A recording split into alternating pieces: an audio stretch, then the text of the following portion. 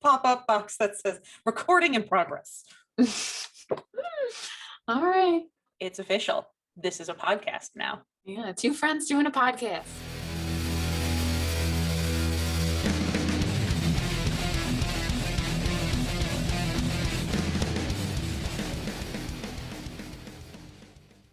Welcome back to the QTB podcast. I'm Al, and that's Lizzie.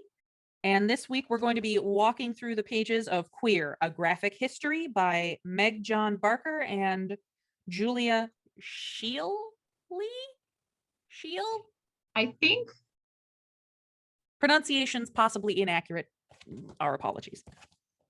So this week we are literally just going to start paging through Queer, a Graphic History, which is, in my favorite way of describing it, the queer comic book. If you are a baby gay, this is something you should definitely be reading and paying attention to. Except this baby gay is the one that showed it to the other gay, so I don't know what we're supposed to do with that. I read the harder books first. You You have this beautiful thing to work from, and I had to read the big books. Yeah. This book does a great job of summarizing history, where you kind of get the main points, and they give you a bunch of resources about, oh, these books were monumental in this time of history. This is what they were talking about at the time. So this book list gets bigger after you go through graphic history. Oh yeah, I'm excited to read the other books recommended at the back. So they have a recommended list, and then they have, oh, these are the historical books that were written during this year specifically, that now we have to go and read. Eventually we'll have a book club for this. So like we started off with our words, that's also where we're starting now. Yes, with the headline on page 7 of What is Queer? Yeah, doing a great job of terming that it was a word of abuse that wasn't originally intended for it, but as people use shaming words, they can also be reclaimed after that. So the beginning of the book focuses on understanding what the word queer means, knowing that it's something that has different meanings. It's been used differently contextually throughout history and is used differently today to mean a myriad of different things. Umbrella terms, a term of hate speech, a way of a slur, essentially. It talks about the reclamation of the word queer and the queer umbrella. Yeah, but I think what was most amazing about page 9, where you learn about its more hate speech qualities, were that it was specifically only for gay men at first. Yes. But thinking about the community now, it still feels like a derogatory slang kind of term, but it means more than just gay men now. When it's used as a derogatory term, but seeing as so many of us just use queer as a reclaimed word, it doesn't hurt. If someone's going to call me a queer, I'm probably going to look at them and be like, yeah, and what was your point? And then they're going to have to explain to me that they wanted to insult me, and I'm just going to look them in the face and be like, you stated a knowable fact. That's not an insult. True. I didn't think about it like that at first. It's all about perspective and how you feel about a word. If it's still new to you to use the word queer to mean queer rather than to be an insult, like actually I'm going to say them. I'm going to use the slurs to describe them, not the N-word. But it's like reclaiming the words dyke and faggot. There is a movement to reclaim the word faggot. Dyke has been reclaimed for a long time, but not for everybody. And that's okay. So when you're talking about reclaiming, just for the people who haven't heard this used in this specific way, it's about taking the old words back and removing the power that oppressors had on the word. So if you think about the terms dyke or faggot, those were specifically slurs, and they had a lot of shame that were attached to them by oppressors, to try to rumble your identity, as though using a word would stop your identity. But we've started used as tools in shame. Yeah, and we've started taking back those words, like these are our words, they have always been to describe us, and the power that the words had when oppressors used them no longer exist. Right. In a non-queer context, it uses in the book actually is the word slut. it's been used since its inception to describe a woman who is promiscuous, and that is a negative thing because you have to have virtue or some shit to be a woman. None of that is factually accurate. It doesn't fucking matter. But the word slut now, honestly, I know so many people who use it as a positive. I also know many people who will still use it as a negative because they haven't gotten outside of that particular normative. But it is reclaimed, and it's not an insult to be promiscuous. It's just what you want to do. Safely, please. This is your PSA about safe sex. There's always going to be one. Every single episode. So that is the power of reclaimed words. And I think what's even more notable is a lot of our younger audience can see it in more titles now. Like Queer Eye is on, I think it was Netflix. Mm-hmm. A lot more titles of movies and TV shows have used the word. Right. A lot of the original shows that especially reclaim the word queer, like Queer Eye and Queer as Folk, those shows actually came out more in the late 90s, early 2000s, when this reclamation and this burgeoning world of queer theory was beginning and really taking off. Nowadays, it doesn't seem as revolutionary to have a show that's called Queer and then anything else. But that's because of the work of the early 2000s. And that's kind of like just the power of reclaiming words. Like without realizing that we had reclaimed the words, the show's title would have meant much less to us than it does now. So queer becomes a bit of a confusing word now because they're in titles. It's a reclaimed word, but like, what kind of word is it, Al? I don't really get it. It's versatile, just like all of the bottoms like to say they are. Oh man, I just went there with that joke. Queer can be a couple of different types. If you're talking about types of speech, and of course you are, it can be a noun, it can be a verb, and it can be an adjective. So something can be described as being queer. That makes it an adjective. You can say, look at that bunch of queers. That is a noun. And then you can use it as a verb to queer something or to make it. Yeah, so it becomes just even more confusing when there are new ones, such as myself, that are like, oh, well, we use this word everywhere, but like, what kind of thing is it? All of them. It's like the word fuck. It can be used in every different type of speech. So there's that. And then it has a general kind of a cart philosophy to it as well, of just like, you can decide how it is presented, but thinking that you're queer is like the first step. I think, therefore I am gay. So looking at how you think about yourself and how other people see you kind of all factor and fold into the word as well. Not just what kind of word is it, but how do I embody that becomes a question along the way as well. So now we're going to fast forward a little bit to the other side of the book. So for people that are following, this is 136, and this is kind of where queer theory has a lot of tension between other parts of itself. Yeah, so there's sometimes invisibility among some of the other queer members. So we talked about in our last time about gays and lesbians kind of having the most visibility and some other ones not being as presented well. Yes, one of those being bisexuality, or as I'd prefer it all, the multisexualities. Yeah. The multisexuals. So we're including pan, the many other different terms in this bubble, and the erasure or invisibility that they often feel, but there's not really a venue for them to discuss feeling invisible with their lesbian or gay counterparts, I suppose. The way the book addresses it is specifically in the context of queer theory, the research, the theoretical perspective. Historically speaking, it's been ignored.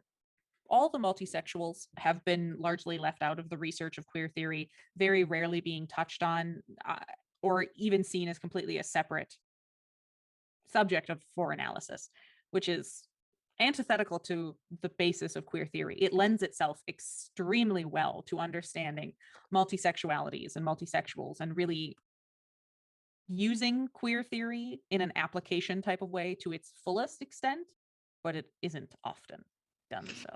Yeah, and so some of the things that those people feel are like a sort of biphobia, or like not just biphobia, but the multisexuality phobias that can exist that permeate not just the general public, but also like within your community, and somehow being construed as untrustworthy, like they're greedy, they're confused, oh, they'll make a decision later on about how they choose. And just like the double discrimination, that they feel like they don't fit in exactly, like there's no space meant for them. And they need to keep coming out to everyone in the community and outside of the community as well, which does some pretty terrible hell to their mental health compared to gays and lesbians and heterosexuals and other members of the community. So are the multisexual people like the blondes of the straight world? We're crazy and have more fun. I'd like to think so. Excellent. They do go through a considerable amount of pain can feel like they're being erased for some people, such as the bisexuals, who are literally losing their words as they begin to change to feeling like they need to explain themselves far more than other counterparts do. One way of actually seeing this is if you look at the dating apps, you'll oftentimes, people who identify as bisexuals will specifically say, I'm not here for your threesomes, or I'm not here to be greedy. Like they specify because it apparently is necessary. Stop internalizing the hatred and the shame and just be.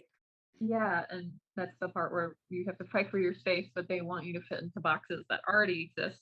Similar to queer's reaction to feminism, ironically. Early feminism had some problems. Middle feminism had some problems. Modern feminism, you're gonna guess what I'm gonna say, right?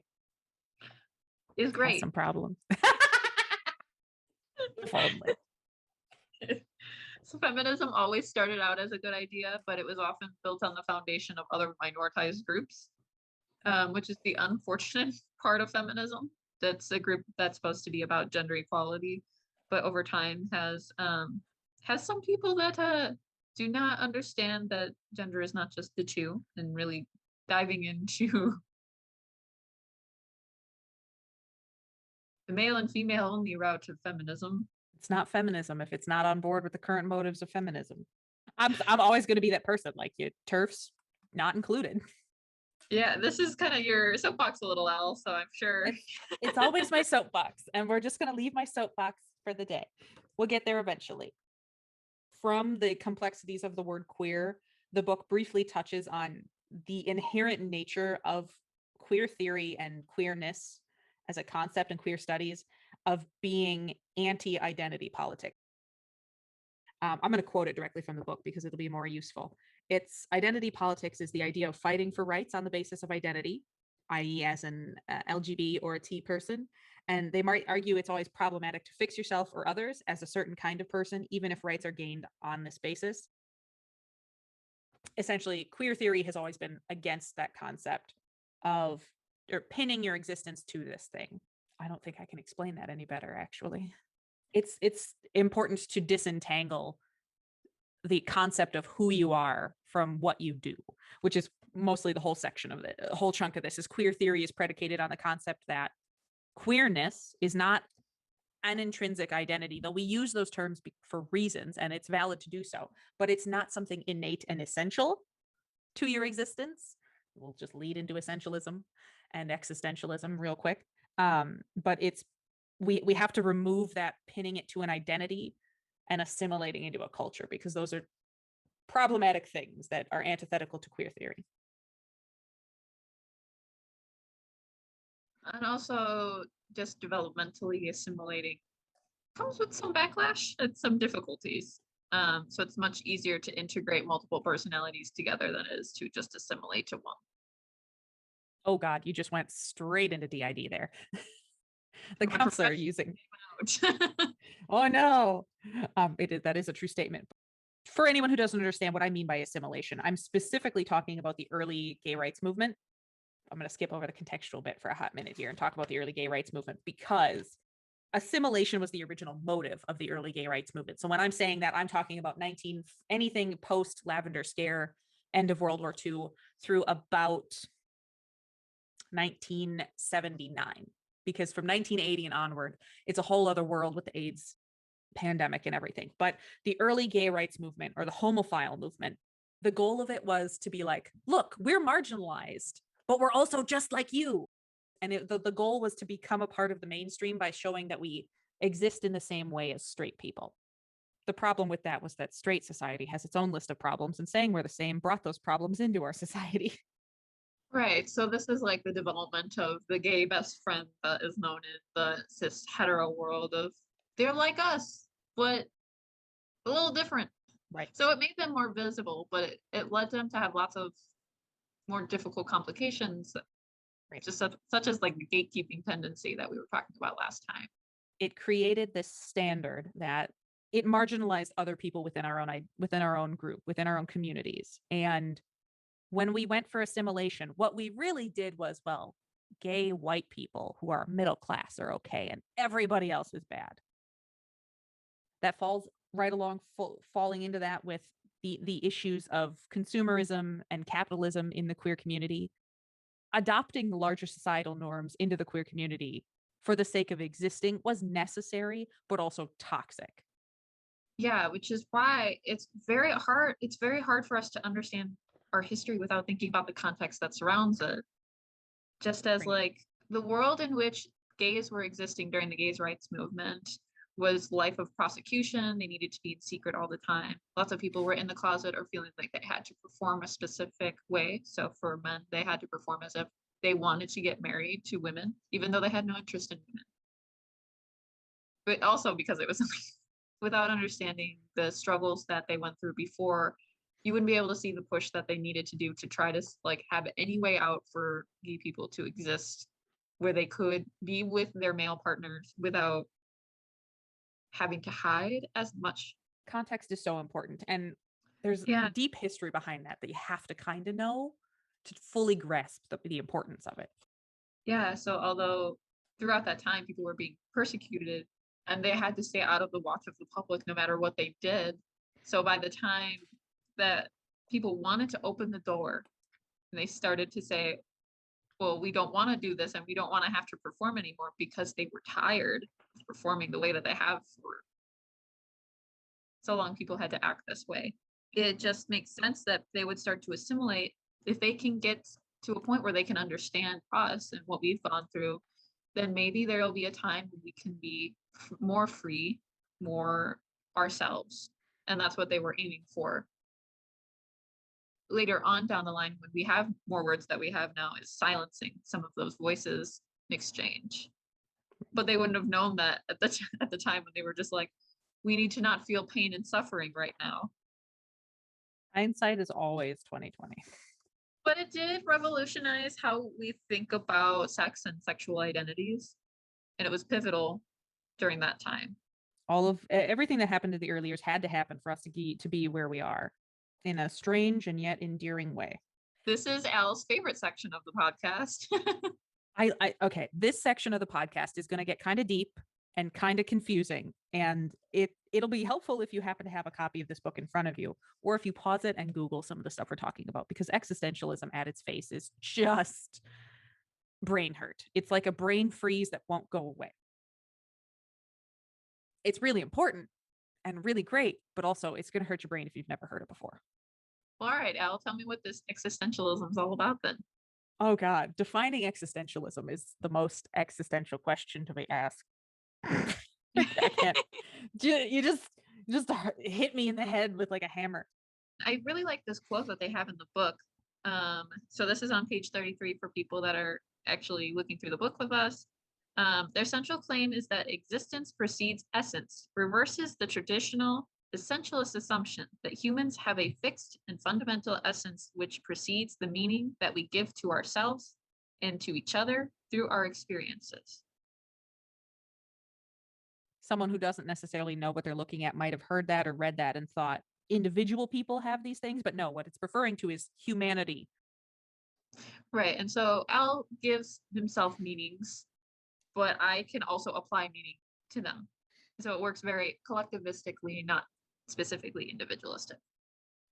Different ways to look at it is I love the second section of this is to look at like when I say essentialism, I'm referring to biological essentialism, or you were born that way, versus social essentialism, which is how we develop and who we become is a result of the social context we live in. We learn it from around us and how we live our life. And then as we age, it becomes more solidified, not necessarily completely solidified. I would say it's more like Jello. but it becomes a little bit more rigid because of the way it's how our existence gets reinforced in our lives. There were some big names, especially in philosophy, that were important to existentialism. Jean-Paul Sartre, Simone de Beauvoir. But those two in particular for queer theory were pretty big. Their theories very briefly, well, the foundations of existentialism. I can't. How do you build on that? We're humans, being we're in a constant process of self-creation and are both free and responsible for what we create. So that's Jean-Paul Sartre's like base assumption, and truly extremely simplified version of what Jean-Paul Sartre would explain. But I really like that he gives an example of bad faith. In the bottom was a homosexual who believed that his homosexuality was an inevitable fundamental part of who he was. Being able to create value and meaning out of that was really foundational. And then there's this image of someone coming up and taking an order and saying, "I am your waiter," and he says, "No, you're being our waiter." Language is funny, how those two statements differ. Simone de Beauvoir, the crucial thing for queer theory that she kind of lays into this is she emphasized the limits we placed on ourselves. So the boxes we hide ourselves in, because we're all cats, and if we fits, we sits. Except we keep putting ourselves in smaller and smaller boxes that we don't fit into. Yeah, and again, really powerful imagery of Black working class woman being put in the smallest box because of her marginalized identities, in comparison to aristocratic white man who has a comfy large box. While the further you go down with diverse elements, the smaller your box becomes. Another voice in this was a very famous human being by the last name of Kinsey, Alfred Kinsey. You might remember him for his Kinsey scale. He had a very different starting point than existentialists. That's the first line of that page, and it's really great. This is page 37 for anyone following along. He had a really interesting idea about negative sex culture and positive sex culture, and how human behavior plays a role in this. His ideas are what led into like the sex positive movement. Yeah, and like people not talking about sex, and he's like, well, there's nothing wrong with sex, just thinking about sex as an action. And that's something that people should feel that they can talk about with their friends, their parents, with their families.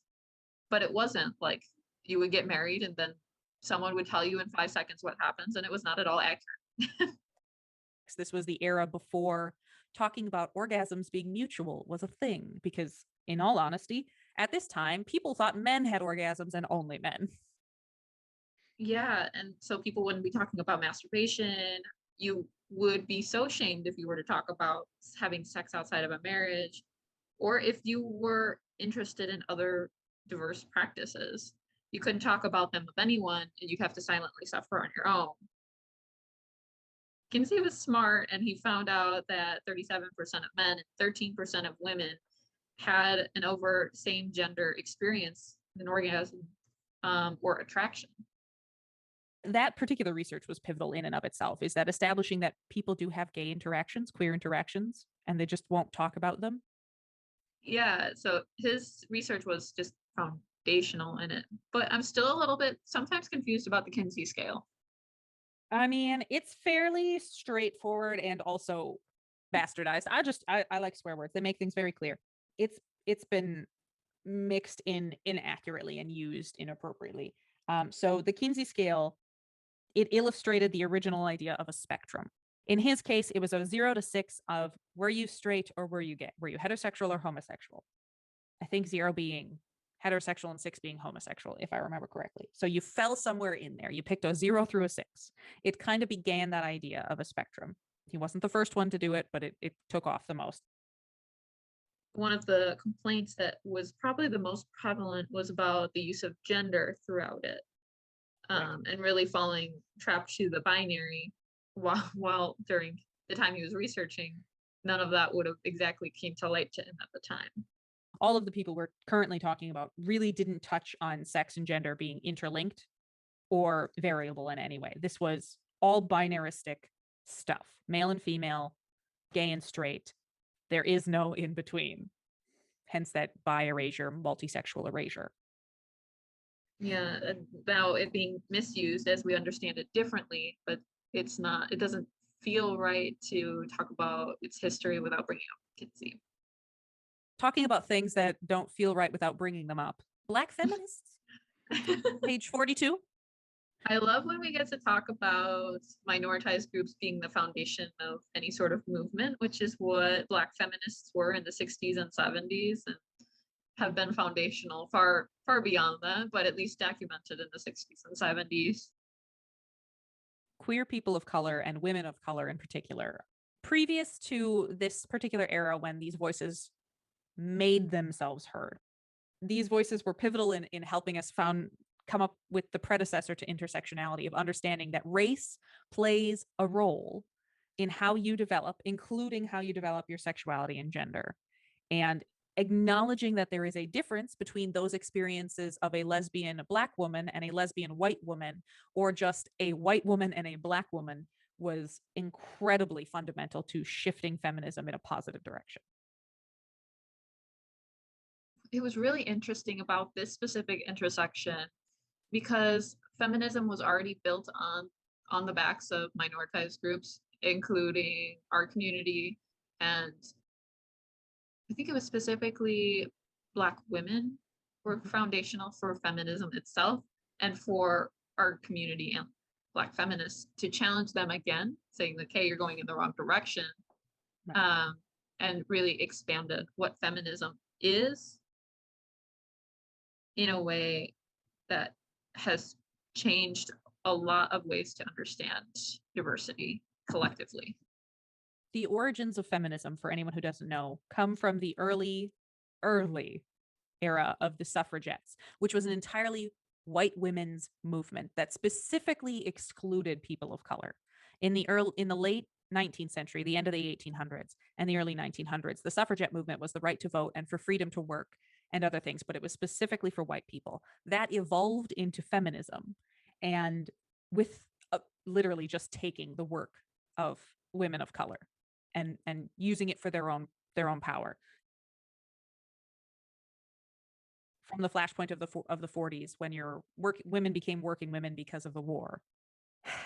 Yeah, it's a tumultuous history.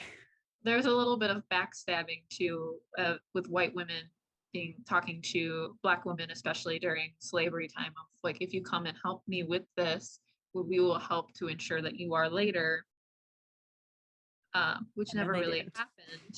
So it has always been built on the foundation for feminism, specifically Black women, obviously other Black minorities as well. But this was pivotal during the civil rights movement and the intersection of feminism being in place and in play there. Audre Lorde, wonderful poet and author and lesbian, and a Black woman, pointed it out the best, in that women was being taken to mean white women, and that Black women were defined as other. Yeah, and Bell Hook's writing also just emphasizing the openness that is necessary to have a level of resistance and also compassion while being part of the activism that was required and is still required. All of this being the predecessor of our favorite word, intersectionality, essentially the child of Kimberly Crenshaw. This was really her baby. This was her baby. Kimberly Crenshaw, the developer of critical race theory, one of the people I think she coined the term critical race theory, to be honest. This was another thing that she has famously termed that is perfect, is the concept of intersectionality. It's these different parts of your identity. In sociology, I would say different statuses that are inextricably linked in how your life and your history and how your life events play out are all intertwined in a way that cannot be intersectionality is understanding that whole spider web together, because you can't just start removing pieces from it. So being Black, being a feminist, being a woman, being gay, those things all together define how you view your experience and how you view the experience of the world. Yeah, and it's not just limited to those. Being a Black feminist woman who All is of it, also living in everything. poverty. It breaks down to any diverse element, but I think the most pivotal part of Crenshaw's intersectionality was that a lot of it has been whitewashed. So a lot of Yes. white women complaining about being white women, or calling on again the history of the gay rights movement, a lot of white gay men being presented there, and the multicultural voices being silenced, being used, asked for support, and then not reciprocated. Right. Where did the race go? Right. So gender and sexuality, for the most part in the theory, has always been present because there has been many connections between the two of them, but other elements are typically forgotten, which is why intersectionality is a highlight for the development of this theory specifically. There's a lot to intersectionality, and we absolutely will have an entire day or two. We could probably do 10 devoted just to intersectionality. But that is the briefest of acknowledgments of it. From there, we start going into the gay rights and queer activism section, or page 51. And this is skipping beyond the early parts of the gay movement and skipping through the AIDS pandemic to understand what all of these last 40 years, 1950 through 1990 and into the 1990s, culminated into a real activism movement of the 1990s and the early 2000s. It was also pivotally a time when things got so much worse. The hatred, the violence, the government sanctioned violence, and the legislated violence. And when I say legislated, I mean it was written into law. The 90s and the 2000s were a tough, dark time. And that's already on the backs of AIDS coming into play in the 80s. Like, we're already down, and now you're just going to kick us more. Yeah, and so in the 90s specifically, like, we had spent all this time assimilating, trying to show them that we were similar, that we could grow together. There's nothing to be afraid of with us. And so we started challenging some of those things because we had spent so much time already doing that. Why are we going to try to be more of the same if we're still having deaths that happen as they continue to happen? There were so many laws that were written into effect, so many painful events that happened.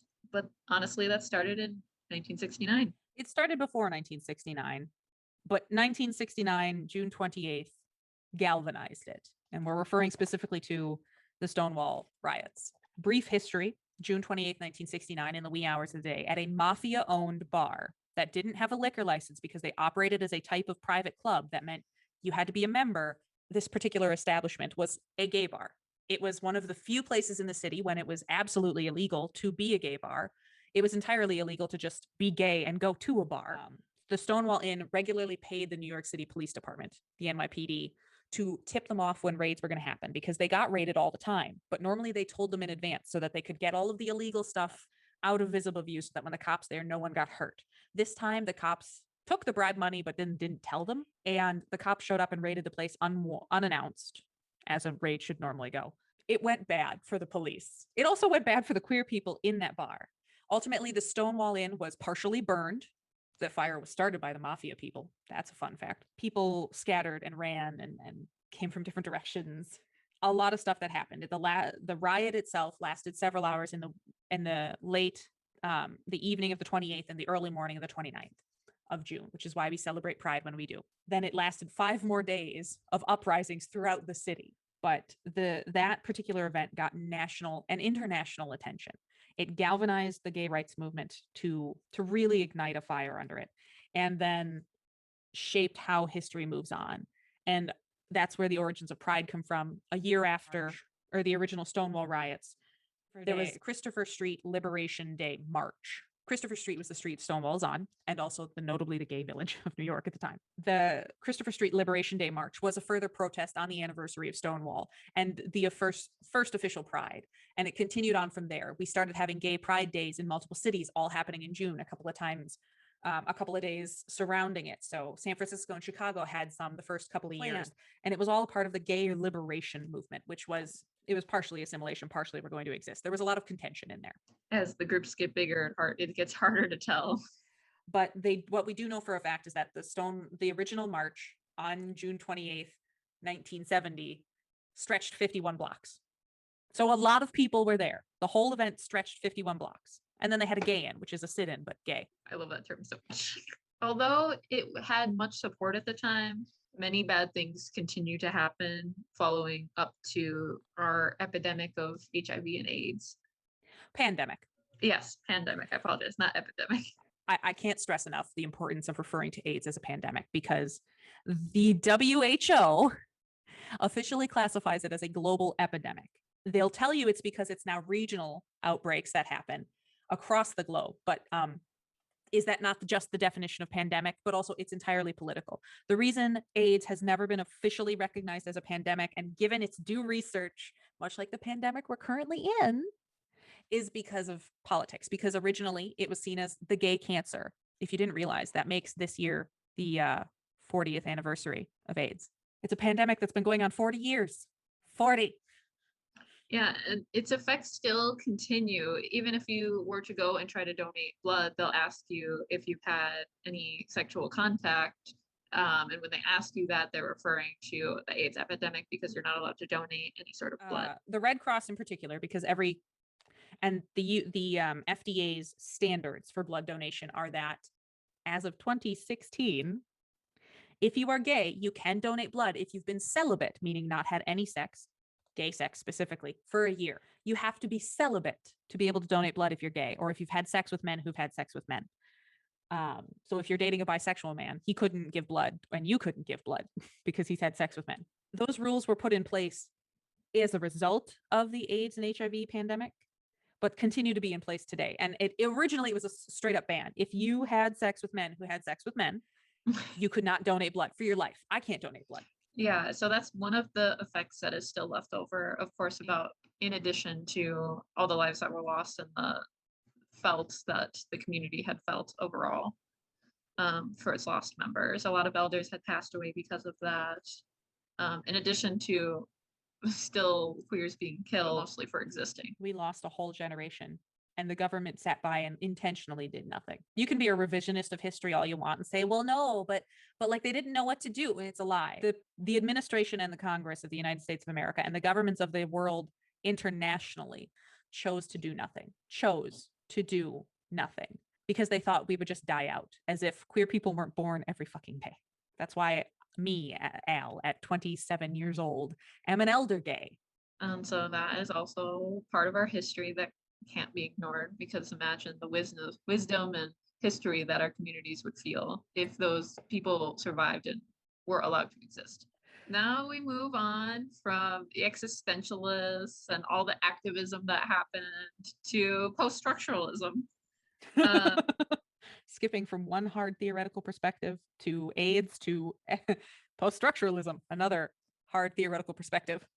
Yeah, so this one is a little different. Just a little. So this one is about the context that we were talking about earlier, having really your context in mind and wanting to get the other side of the story. Post-structuralists, as people, as theorists, reject the idea of any universal truth. They're always critical of everything that tries to say that they're uncovering truth, science included, and religion. They're very critical of other theories that are based on grand narratives or grand assumptions of truth. There is no one meaning, but a collection of meanings that you can draw from. So I really like the image that they have on 56, that one's like born gay, need to assimilate, sin, queer radical, shameful secret, pride, and disorder. And you can choose which is the truth for each specific moment of your life, even in how you express yourself to other people. So for a gay man, you can say you were born queer, while also feeling at the same time shameful and secret, because you could be closeted, but then also feel that this has been who you are for a really long time. And also the historical pressure of like, I need to assimilate with everyone else. And a lot of this exists in isolation and also in combination. Post-structuralism, woo! Yay. There are some big names, and we're gonna delve into two of them semi briefly because it's hard to make either of these people brief. But Michael Foucault, or Michel Foucault, a French theorist and homosexual, and then Judith Butler, both contemporaries. Foucault died in 1984 of AIDS, and Judith Butler is still alive today. She's still she's still a teaching professor. These two go hand in hand in the way they came up with their theories, and they complement each other perfectly, and they kind of both look at the same thing from a lens of either gender or sexuality. And then eventually Judith Butler kind of merged the two topics together in her writing. Michel Foucault, the most important thing to talk about for him is his concept of the panopticon, building on the idea of a prison. The panopticon is a prison of that sort. It's round, but the guard tower is in the middle of it. And Lord of the Rings reference, it's Isengard. It's Isengard. The tower was in the middle of this big circle, like gated area. The tower is the panopticon. And it's at any given time, if you're a prisoner in this prison of the panopticon, you could be being watched either by the guard, but most definitely by the other people. And it's critical to talk about the panopticon because what Foucault really delved into in the world of sexuality is self-monitoring. We self-police each other. We do it internally and we do it to each other. The book uses a beautiful illustration of like funhouse mirrors that distort your image, but that's what we do to ourselves internally. We distort our image of ourselves to be like, oh my God, I don't fit in, or I'm not good enough for this. I'm not skinny enough. I'm not straight presenting enough. You control and change the way you want to present and the way you are seen so that you continue to feel supported by the society around you. Yeah, and this really delves into a lot of like Western society emphasis that we have on like being able to present in a certain way or wanting to look a very specific way. The amount of body discipline and that we need to achieve what looks normal for the gender that we're presenting, or even the image that we have of ourselves in our minds that we hold on to. And so the body can look different, but you're self-monitoring every part of the way. So you see your friends post online like, oh, there's a really cute skirt, but that skirt would never work on me. And always comparing yourselves to others along the way. Social media is a prime example of exactly his theory happening in real life, in my opinion, because that's what we've done. Instagram is a great one. You post pictures expecting it to be perfect and to fit societal expectations, which I avidly work against, and post photos that I know won't do that because I'm challenging the norm.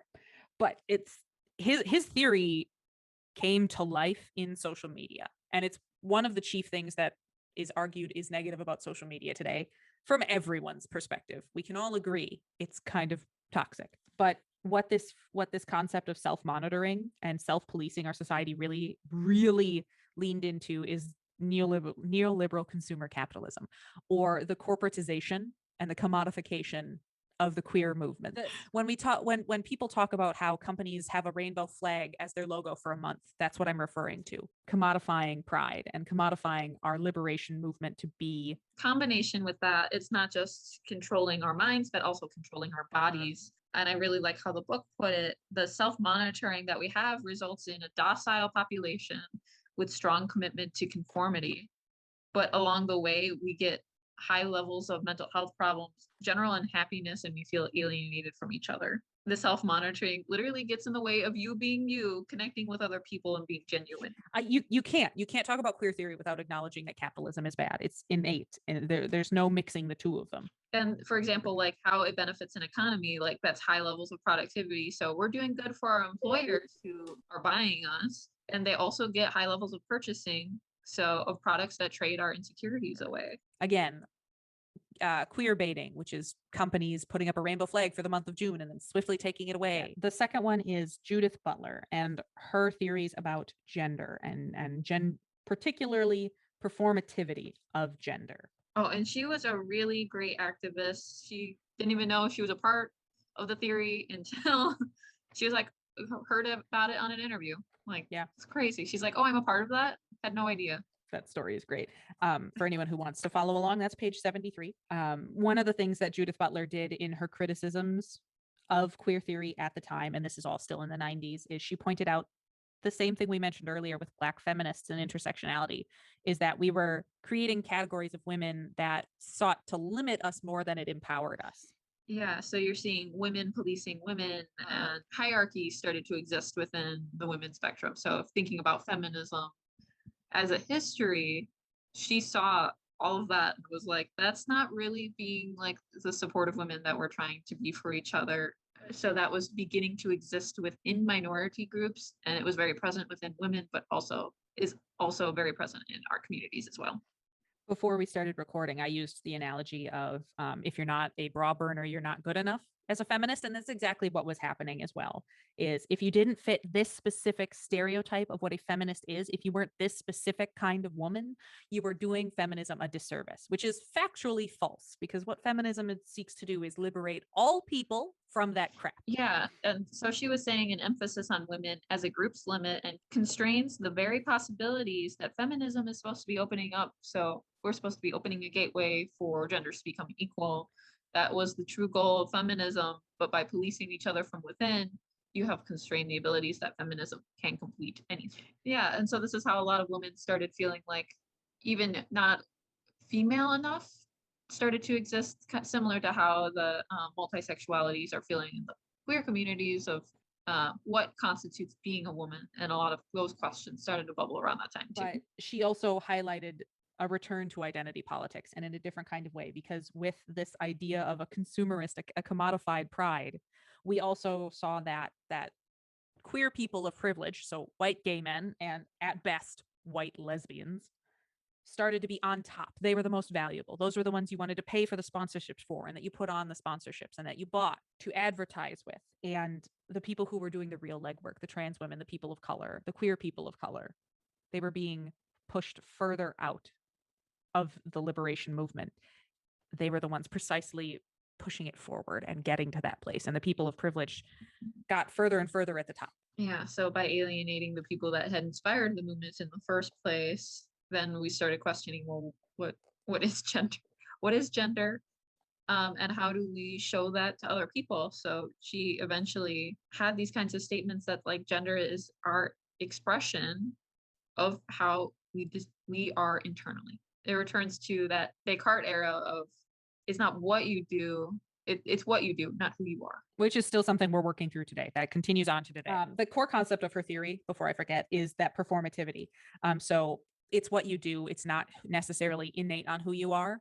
Gender being performative was her biggest theory. And the concept that you do gender, you perform gender, not like an actor on a stage. Sociology has whole subject of that. She really developed the idea that gender isn't necessarily something you choose to perform.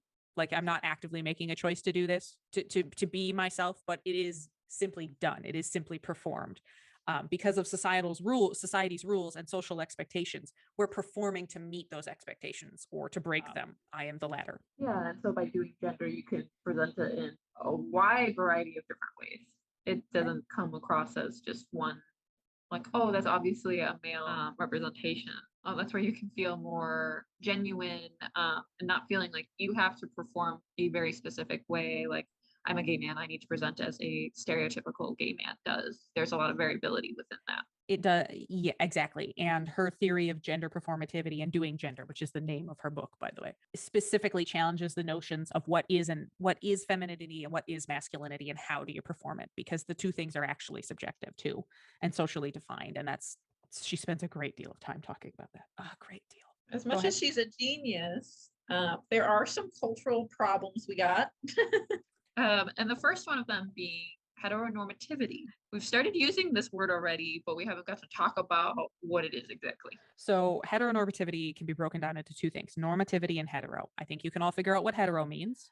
It's referring to heterosexuality. And the societal norm is that everyone is straight until proven otherwise, is what heteronormativity means at its simplest. You are assumed to be straight, and the assumption is that straight is normal. Straight is the default, just like white is the default in our society, Western. And heteronormativity has a lot of flaws, pretty much its only flaws. Just the sense that something is and a default is a flaw. Right. And so this connects a lot of things. So not just sexuality, but also gender. You need to present in a very heterosexual, cisgender way. It led to some very terrible things that we oftentimes hear a lot about, like homophobia, heterosexism, a lot of phobias have this as the root. So theorist Warner, who developed the term in the 90s, kind of stumbled upon the center point for a lot of where phobias come from in the culture. There's a lot to heteronormativity. Again, that's a subject we could go on at extreme length to go over. But the general idea is that this is the norm and this is the predecessor. This is the standard to which all people are assumed to meet. Right. So then it's like, what happens if you meet a gay person? Then homophobia could start creeping in. So where you have a specific set of negative attitudes towards gay, lesbian, other identified sexual differences that can exist. And so you start to alienate those people, you start to shame those people. A lot of the things that you hear people call homophobic is the word that we use in public when we're calling out those types of actions or comments. Yeah, so that's one of the words, and words as they always evolve, these are just the current words that we have now. So homophobia was one, and the other is heterosexism. So that is favor for opposite sex relationships and sexual attractions. So you really prefer to see people that are heterosexual in comparison to other relationship types. But the hardest part about both homophobia and heterosexism is if you hear it, it's much easier to call it out than if it exists within in a very passive way, which is how a lot of cisgender heterosexual people hold it. A lot of people don't comment about it, but they exist within the majority culture and they'll persist there until we can do something with heteronormativity, whatever that may be. The example in the book is perfect. It's that every person who is queer has heard this before. It's you're having lunch with your straight friend, and you tell them you don't know them well. Maybe you're having a conversation with your colleague or a new friend, maybe not an old friend, and you mention your queer relationship or your transness, and they said, "Oh, I assumed you were straight because you never came out to me. Plus, you don't look like a insert identity like a gay or a lesbian or a trans person." That is the sexism inherent. Yeah, and if you flip the coin and you start revealing information about your relationship, homophobia would look like, ew, how can you do that? Are you worried about contracting diseases? For some other people, it can be like, oh, that's fine for now, but you'll make a decision later. It differs based on your sexual orientation, but this gets bigger. You'll make a different decision later in life is really big in the trans and multi-sexual communities, because, and you and I both understand this, is you're inevitably going to come out to someone who's going to say, oh, you think you're bi or you think you're pan? Well, you'll just become straight later, or you'll just be gay later. That's the sexism inherent. That's the phobia inherent. And it's infuriating. It's exhausting too. So that's just one of the words. But Peggy McIntosh, I don't know if you know of her. Everyone should know of her. Okay, first of all, this is my first complaint. Everyone needs to know of Peggy McIntosh because she did great work for feminism and anti-racism. She's been really active in the activism world. So she first started writing about male privilege and white privilege, and she eventually came to what we call a privilege backpack, which is a very nice illustration on page 87. So the privilege backpack could include a passport to higher education and well-paid jobs, visa to places where you'll meet people who can help you, a walk along the street without being commented upon. Us women understand this, okay? Catcalling. Yeah, catcalling being a thing. Safety net for buffering against crisis when it hits, and those privileges are invisible, like a waitlist backpack of special provisions, maps, passports, code books, visas, clothes, tools, and blank checks that exist. And the more items you have in your privilege backpack, the easier it is for you to continue on with your life as scheduled. I really like the checklist she gives. So this is part of the straight privilege checklist. If you watch a movie or TV program, that your sexuality will be represented. I didn't grow up surrounded by everyday phrases that attack your sexuality. I never asked to speak to everyone who is straight. And you don't have to tell anyone about your sexuality because it is assumed correctly. Each one of those, you can replace the word gender and it's exactly the same thing. The privilege backpack is a tool and a learning experience that's been used on college campuses everywhere. And it's actually, it's not as impactful now the way it's used in some cases, but it is so impactful if you read her original writing on the privileged backpack and really look at the list of things that she used in her original publication, which is extensive, and it's going to make you feel things for a good reason. Yeah, and so thinking about college, they have an exercise where you all stand in the circle, you're all on the same plane, and then you step forward for each privilege that you hold. And there's a lot of variations to that, but there's typically one that's like, I've never had any close relatives die to me because of my race. There's always one that is race related that really highlights differences. But there's a problem with privilege, Al. There's a problem with privilege? There's a problem with privilege. You mean that it exists? I mean, also that it exists. It comes with a lot of other problems along the way as well. So you could fear that you're not normal, that what you're going through is an abnormal thing, something's wrong with you, you're not fitting in with people as you should be. You feel like you need to rigidly adhere to what are the masculine and feminine roles that you grew up with, that you've held inside of you the entire time. And also that they're constantly changing. And so there's added pressure to continue to be heteronormative. Exactly. I think the one that stands out the most to me, and it might stand out the most to you as well, by holding privilege and recognizing that you hold privilege while there are people suffering, you tend to hold a lot more guilt and shame. And a lot of people don't know what to do with it once they realize that we have it. I can talk about myself, for instance, when I started learning about the true impact of having white privilege specifically, it became overwhelming to, well, what do I do with it now that I have it? Because I don't want it. I was willing to give it away, but now I'm at a point where I want to use the privilege to others, which is why this podcast exists. This is why I'm in the profession that I'm in exactly. And that's part of how I make decisions now as an adult, understanding these things. I guess I can't say that I've felt that. I haven't felt that guilt and shame in the same way, because when I look at the transgressions of the people in the past and my own actions in the past, I don't feel guilt. I don't feel shame. I feel angry, and I'm compelled to do things to fix it. I skip over the shame and guilt because I'm not going to pity myself. I'm not going to feel the, oh, woe is me, I'm going to lose on something. Yeah, so it's not much about that, but understanding that your past is and future is inherently connected to that because of how you are presented. And for some people, they continue to deny it. Like, we continue to see that. We continue to see white people that are like, no, white privilege isn't a thing. That's a common thing that we see, and it's our responsibility to call those people out. But even for us, we get tired of calling out every white person that is not perceptive to that kind of conversation. I spend my time more or less calling out the people who are perceptive to it but do nothing, because I would rather do something. I'm not going to wallow. There's many ways that you can deal with that, and we all can choose to do with our privilege what we wish. So mine was to choose to support into my profession in ways that I can challenge people that way. But there are too many normatives. Oh, too many. Heteronormativity is just one. Another one is the monosexism, the mononormative, meaning monosexual people or having a monogamous relationship. Interesting. The list here, the sexual imperative or compulsory sexuality one is kind of interesting. It's the normative that people have an inherent sexual attraction or desire. So it's the part of it that erases ace people who are asexual or somewhere on the ace spectrum. That's where my brain has focused as of late, is understanding asexuality lately. So that's the one that like draws out to me the most. The cis normativity, or that people remain. I think I highlighted specifically the word remain in the gender that they were assigned at birth. Yeah.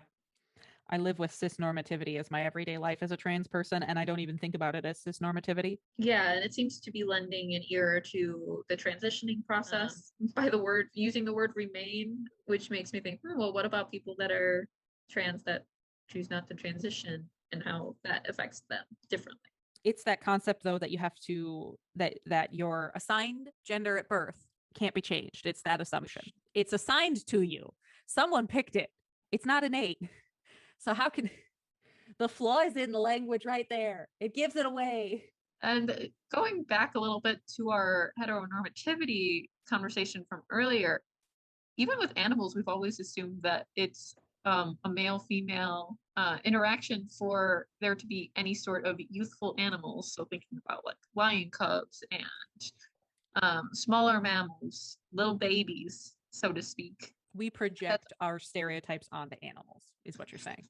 Yeah, and science has been doing that for such a long way that you need to kind of keep a grain of salt that when they talk like, well, are those animals really male and female or are they other? We're propagating the notion that what human experience is also other animals' experiences, because we too are animals. As we've come to accept that humanity is not what we think it is, we also are realizing at the same time that animals are not what we thought they were. Like female lions are the hunters in the pack, and male lions are not. Penguins can be gay. Those are the examples in the book, and it's adorable. But most animals have gay. I mean, just look at apes. Our closest relatives are bonobos. They're very gay. This is Al's favorite section of the podcast. I've revised my statement from earlier. This is the happiest part for Al. I mean, in this podcast, yes. Well, what are you going to do if your peas are gay? Berger, are you gay? He says he's gay. Yeah. No, we're good. I just assume everyone's queer until proven otherwise. We are a queer normative household here. As God intended. Which God?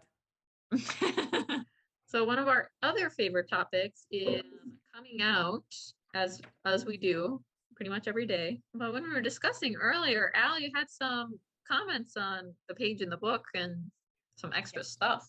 So in the book, but it's referring to Judith Butler again and her criticism of feminism's reliance on the category of woman, and then how coming out as gay risks reinforcing the hierarchical binary structure that underlies heteronormativity and homophobia, meaning the concept of coming out can reinforce the problems we're trying to avoid with what the heteronormative is, rather than simply existing in it and just subverting that expectation to come out already.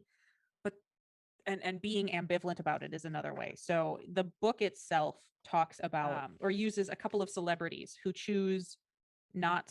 who have in the past chosen not to really highlight their differences.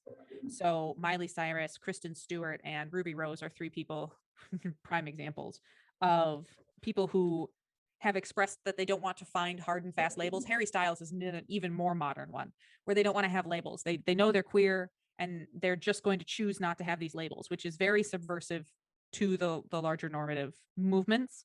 But it's also a privilege, because for the people who have the wealth and the white status and the particularly wealth status of it all, and having a platform like that, it's a privilege to be able to say, well, I don't want to put a label on it, because you can be secure enough that there's no one above you who's going to hurt you for it.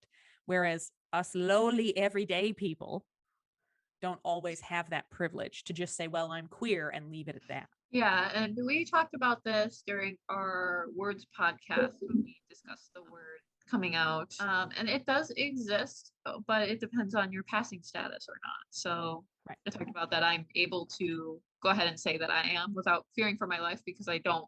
If you looked at me, you wouldn't realize that without me telling you. Right. And so a lot of people would look at me with a very heteronormative face and smile while feeling like a double agent of, well, actually I'm not. The last section we're going to talk about is playing with language. It's page 101. In the book here, it's just kind of an acknowledgement that within queer theory and queer theorists and talking about all of this is we love to play with language. We'll use jokes and puns and absolutely love to see words with complex, multi-nuanced meanings, like the word queer in and of itself. What it's also alluding to is the flexibility of our queer dictionary and how our theories keep changing based on our words, how our words keep changing and evolving as well. Yeah, and the cursed double meanings that will all forever be confusing to the baby queers who come in with one word and then like, wait a minute, we have to change words. Wait a minute, now there's a new word. There's a new thing. You just got to continue to play with the language and be flexible to it. It's kind of the moral of that story. If you want to delve into queer theory, this is going to be your number one stop for a quick primer. So another great book that's going to be a good starting point, besides the graphic history, which is very, very brief, but another great one is Queer Theory, Gender Theory, and Instant Primer. It's a little bit older. It came out in 2004, but it's nonetheless accurate, by Ricky Wilkins. Not sure how that one's pronounced. And that one I read several times because it's just an excellent primer into more of the nuance than what we were describing and what queer graphic history goes into. But both of these books, if you really want to delve into your queer history and understanding how our queer movements are moving and changing, these two books are going to be phenomenal. Yeah, and of course, always finding some community On Instagram, there's a bunch. Twitter, there's a bunch as well. And connecting with other people. Queers are always happy to share their history and to educate the younger ones. I wouldn't say always happy because it can get monotonous. If you want a very light history, this book is really great. There's lots of images that can help you understand topics, because sometimes if you read the big books, it gets a little confusing and you're like, what are we talking about again? I don't really remember what we're talking about. So that's this week on the QTB, and next week is body image. Ooh, so we're gonna follow up our bodies conversation with more bodies conversation. The month of July is going to be about sex and the body, and so we'll have a busy month. We have a fun month. And we hope you'll come back next time when we discuss body images, and I'll bring some psychological stuff. Thank you so much for listening this week. It's been the QTB podcast with Lzzy and Al. Again, next week we're talking about body images. That episode is going to drop on, again, I don't have a calendar in front of me. Why do I say this and then not have a calendar in front of me? Cutting. That episode is going to drop on July 9th week. Thank you so much for your time. Have a great weekend. Drive safe, stay safe, have safe sex, the usual.